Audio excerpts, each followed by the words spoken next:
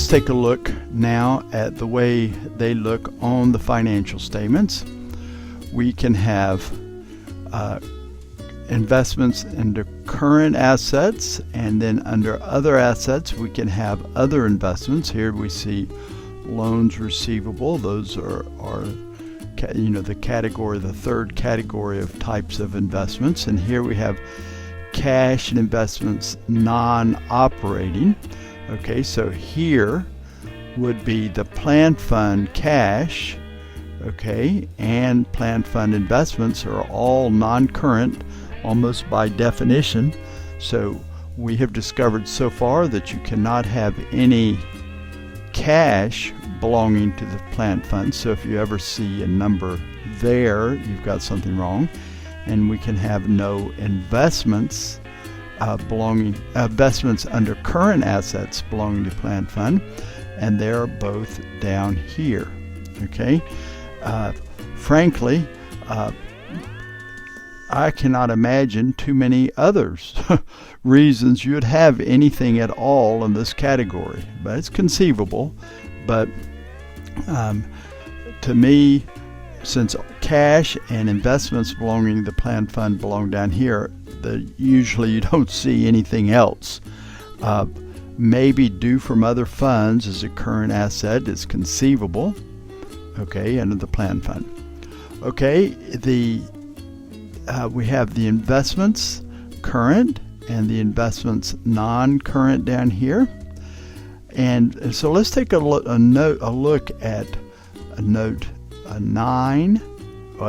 First start with note 4, and then we'll take a peek at note 9. And so moving through the statements, moving down to the note about investments, we'll take a look at the things that we are disclosing about investments. Okay, now the first thing that we need to look at as far as this note is concerned, and this is one I've wrestled to the ground with many people, is you would be surprised at how many financial statements I have seen in the denomination that will have GC unitized bond fund 00, unitized income of 00, because they don't have any investments in it, 00, and the misunderstanding is these row headings here are not required by the accounting manual. They're just examples of the different types of investments someone can have. So you may have large cap U.S. corporate bonds, small cap U.S. corporate bonds, large cap Thai bonds, small cap Thai bonds, equity, large cap Thai equity. The more types and categories, these are supposed to be the risk categories I was talking about earlier. Okay, the more risk categories you can break it down to, actually the better, to give some granular understanding to the users.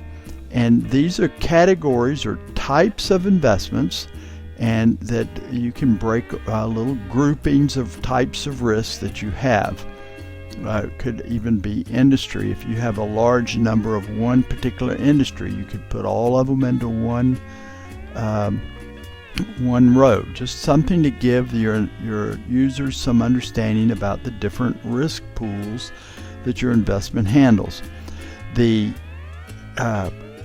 We have to keep our accounts in such a way as that we can tell the cost, and I'm going to explain that how we do that in Sun Plus in a few minutes, how we can keep the cost. And then we have to have another way that we're keeping the appreciation. So we keep the cost in one account, and we keep the valuation differences in another account. That's these figures over here, so to speak. Okay, and then we add it together to get the fair value. Okay, so this plus the valuation account equals the fair value. Another way of saying it is the fair value minus the cost equals the valuation account. Whichever way you want to look at it. Okay, but these are very important for me to make sure you're clear on, these are not required by the accounting manuals. These rows are simply examples of breaking it into different types of risk pools.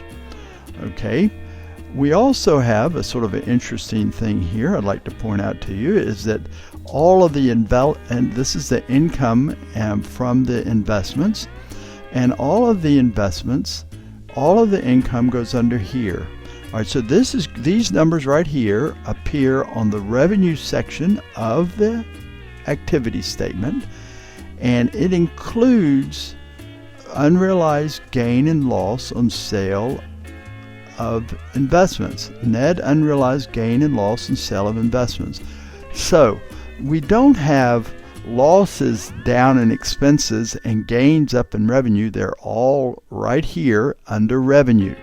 So as far as showing up on the financial statements, unrealized gain and loss on investments is one account. There's not one revenue account for gain and an expense account for loss. No, it is just one account. If it's got a credit balance in it, it is a gain. If it has a debit balance in it, it's a loss, but it doesn't really matter because it appears right here on the financial statement as part of revenue. So it could be an increase in revenue, as you see here, or it could be a decrease in revenue from this net loss. Okay, but in any case, we don't have gains in the revenue section and losses in the expense section, but they're all part of revenue. Then we have this section here that explains to you how we did our valuation. Okay, direct or indirect observable market data is the way we normally get our valuations. Okay, our observable quoted market prices, I suppose you could have those if you look on the newspaper for the stock prices. Okay, and other ways that we decide the valuation for each of our pools. Okay, so as we come up with what is the market value, the fair value, we have to explain that section I just left, how we came up with these fair value figures, and we explain it right down here. Okay, and how we came, these are the three possible ways of coming up with the values, and this explains how we come up with it.